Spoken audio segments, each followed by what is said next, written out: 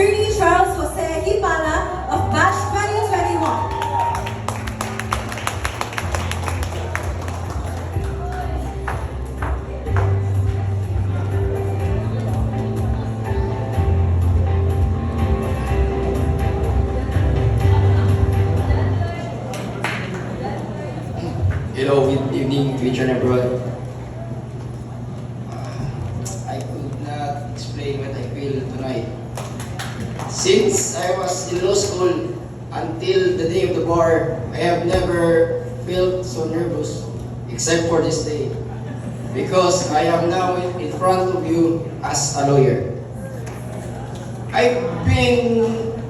It's been nights now that I've been sleepless, thinking of the most tearful, most inspirational message that I could speak in behalf of you. But I could not think of any other than the fact that I am now a lawyer.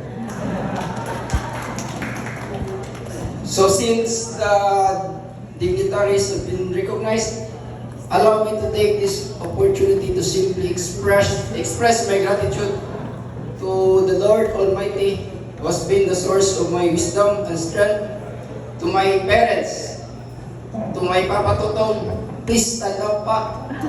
Today is your moment. Who has served to be my idol and inspiration. I may not have become a policeman like him, but now I'm a lawyer, still serving law and justice. To my Tatay Balod, Tay, who has served as my idol from fisherman and because of his perseverance, made all his children and grandchildren finish school. To my ex-girlfriend, now my favorite wife. To my ever beautiful wife, Christine Kulduray Pala, Mami. My mother told me to follow my dream. I followed my dream. I wanted to become a CPA. I failed the CPA exam, and yet I married a CPA. To my ever-supported mother, Mama Girlie, finally, your son is now a lawyer. And also, allow me to take this opportunity to express my gratitude to all my professors. Judge Graciano Compe, Judge Rico Naragas, Judge Dean Ryan Cagas, who served as my best teacher in taxation. I have been with all professors in taxation, but Judge Cagas has expressed taxation on its simplest for me.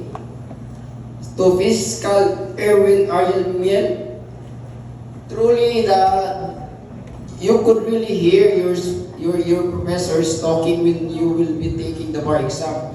Especially Fiscal Miel, when I am under his hair on recitation, when he asked me, what's the difference between deposit and comodato? So indeed, when I took the bar exam, those questions were asked. To Vice Mayor Alfonso S. Casora, sir. To Ma'am Ligaya Berango, ma'am. And sa way pagpabor-pabor, Attorney Noel Plaza Catre. Attorney Noel Plaza Catre serves to be as my inspiration, especially in those times when I feel like quitting. Every time he see me, he will give his hand to me and would ask me, how's life's going? So he would always say, padadyan lang naman. So he served as my inspiration when I am at my lowest. To Attorney Alex Croy, sir. To Attorney Bernard Dalcuta. To Attorney Stella Ronalan, who serves as like a friend and a mother. And kay ma'am. To Sir Ian Calmares. To Attorney Richard Dano. To Attorney Jeffrey Galito.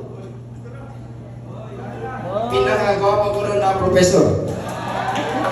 To Attorney Salvador Asidilla, staff of San Sebastian, Ma'am Jo and Ma'am Annalyn. Since we are only given 5 minutes or more to speak before you, I would summarize my speech into 5 parts. First, It all started with a dream. A kid who simply dreamed to become a lawyer. Since first year, I would always say to my classmates, one day, I will be here in front of each and everyone, speaking on behalf as a lawyer. My dream of becoming a lawyer was inspired by my late uncle, who was also a student in San Sebastian, and also with my other relatives. Second, my journey of becoming a lawyer was because of a prayer. I prayed to God that if He really wanted me to become a lawyer, please guide me. So I resigned from my job as a banker and applied for the city government of Surigao. I prayed to God, God, if you wanted me to become a lawyer, allow me to pass the civil service exam. Because it would be ironic that I would be dreaming of that elite exam and yet I could not pass the civil service exam. So in 2017, I passed it and I also passed my real estate broker's exam. And it has paid me to be employed at the city assessor's office. Third, my journey of becoming a lawyer was accompanied by hard work. When I was sitting there lately, a first-year student asked me, what are the secrets of becoming a lawyer? Technically, there is no secret. It must be accompanied by hard work. The review does not start 6 months before the bar exam.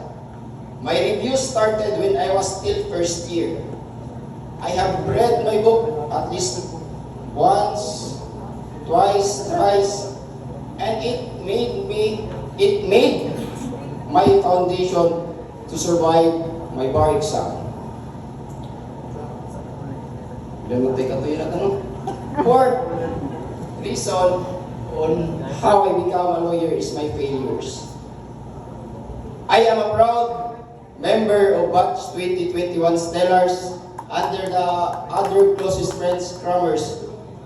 Since graduation, 2021, I took the bar exam in 2022. That is my first heartbreak. As I have said, I am too confident that I could pass the bar exam on my first try. But sometimes, life has its twist and turn. I got married in 2022 and I have made a lot of adjustments from being single, studying, and now becoming a husband to my beautiful wife.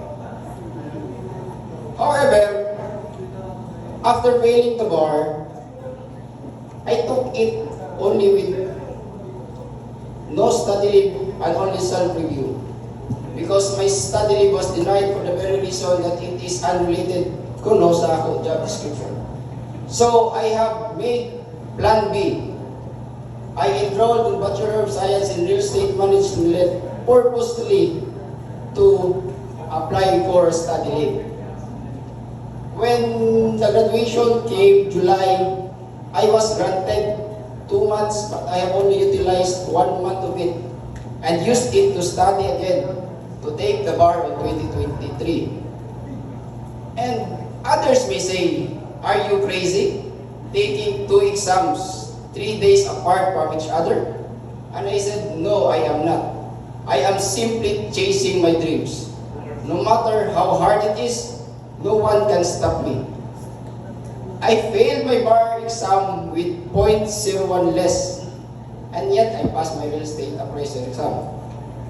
Then I took it again on 2024. The courage that you will be having to take that exam successively. And I told my wife, Mommy, book that ticket for the next taking. My name will be there. But alas, I failed again on my third try as a lawyer. So when everything seems to be meaningless, I again prayed to God. And it is where I hit the bottom line. I prayed to God, Lord, tama na kan ba niya ako diri? I prayed to Him, just give me a chance, and I will give my best again. others may say, do surrender. But I will not surrender until I become a lawyer. So maybe God answered my prayer right away. As I was scrolling my Facebook account, there is a comment there encouraging students to take a refresher exam, a refresher course. So I immediately enrolled for it, even though my heart is breaking. I have 99 reasons to quit my dream, to quit everything and simply live my life. A happy husband, a giver to my wife, but there is still 1%. I still stick to that one reason that I should not give up. I need to become a lawyer. That's why I took the exam again on 2025 and now standing here in front of you, a lawyer. On those trying times, I often ask myself, if I give up now, they say lawyers are bearers of hope. What kind of lawyer or what kind of strength I could give to my clients if I cannot accept the pain? What kind of hope I could give them if I cannot overcome my fear? So in closing, I would like to tell everybody, especially the first year students and those aspiring lawyers, it is better to fail and try rather than feel the feeling of regret of an missed opportunity.